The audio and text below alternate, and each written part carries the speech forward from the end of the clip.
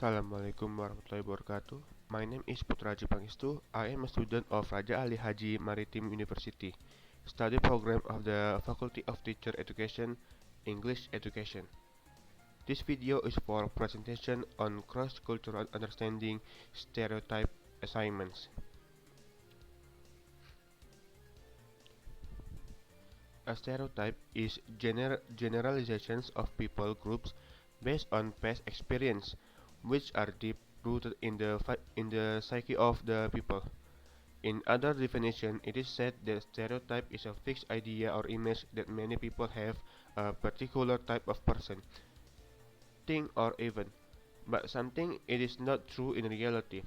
Cultural, cultural stereotypes mean applying both evidence and our existing beliefs about the members of that cultural group. Stereotypes are called idiosyncratic if only an individual uses them, or they are social or collective if they are widely shared by a group of people in everyday use. The concept of the stereotype is used in various contexts. Usually, the word stereotype is used to refer to members of some kind of collective. Firemen are courageous, blondes are less intelligent, Italians are noisy, and so forth. Nationality stereotypes. Nationality stereotypes is a system of culture-specific beliefs connected with the nationality of a person. This system includes beliefs concerning those properties of human beings that may vary across nations, such as appearance, language, food, habits, psychological traits, attitudes, values, etc. This is the example of the nationality stereotypes. The first one is Germans drink a lot of beer. It's true. Get a bunch of holiday Germans in a room together and have a look at what they'll inevitably be doing. Drinking beer, they'll love it. They invented Oktoberfest. There are more than 1,300 breweries in the country. Even their churches brew beer.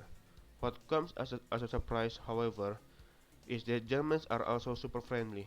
That goes against the stereotype. Find out more about travel to Europe here. The second is Americans are loud. Americans will hear them well before you see them. It's a total cliche, but still, Americans, particularly the tourists, are really loud. They're loud in cafes, they're loud in bars, and they're loud pretty much everywhere else as well. That accent just seems to cut through a crowd to ensure that you will always know when there's an American in the room. The third one is Italians are passionate.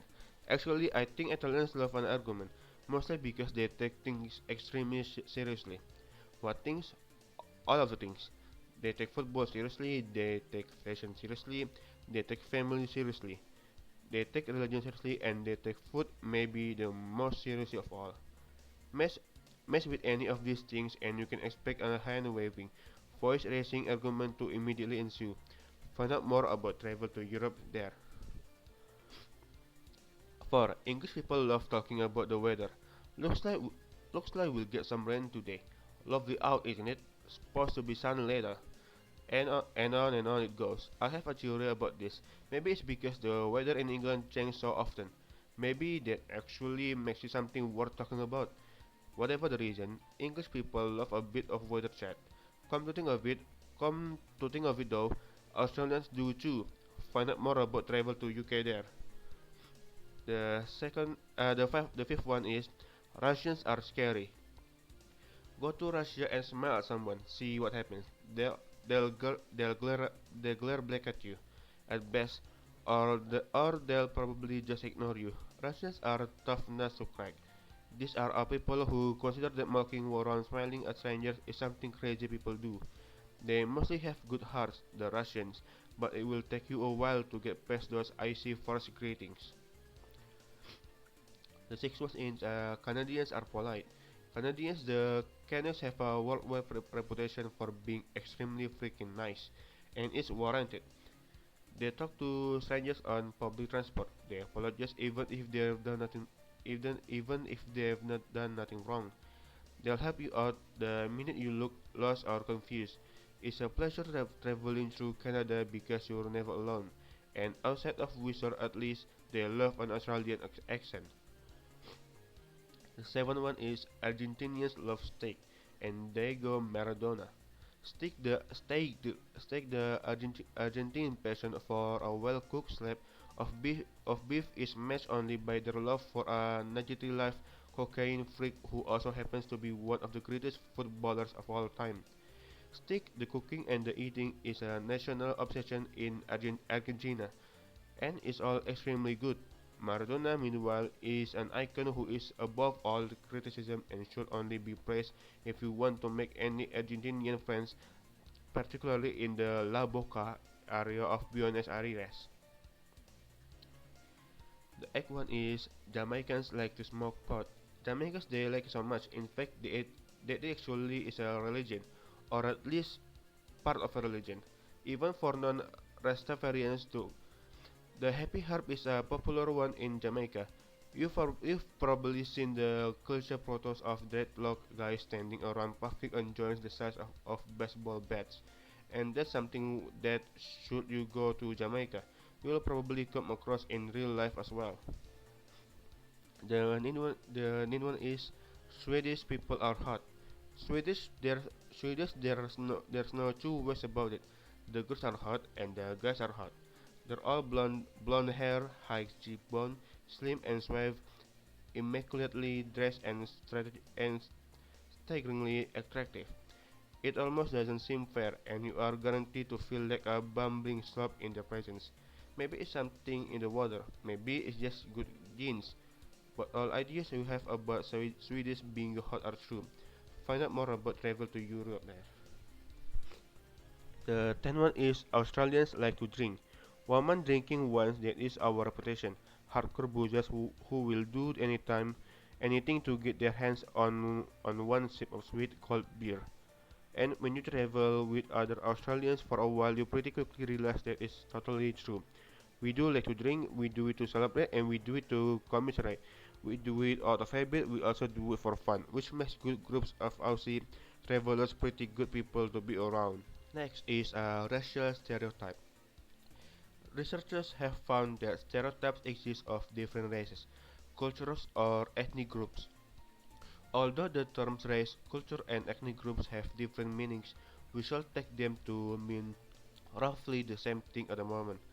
The most famous study of racial stereotyping was published by Katz and Braley in 1933, when they reported the results of a questionnaire completed by students at Princeton University in the USA.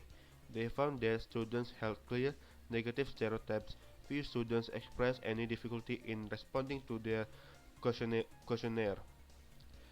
Most students at that time would have been white Americans, and the pictures of other ethnic groups include Jews and shrewd and mercenary, Japanese as shrewd and sly, Negroes as lazy and happy-go-lucky, and Americans as industrious and intelligent. Next is a political stereotype. Can you think of a prejudiced attitude you have held toward a group of people? How did your prejudice develop? Prejudice often begins in the form of a stereotype.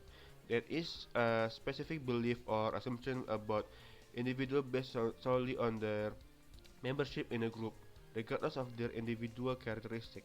Stereotypes become overgeneralized and apply to all members of a group.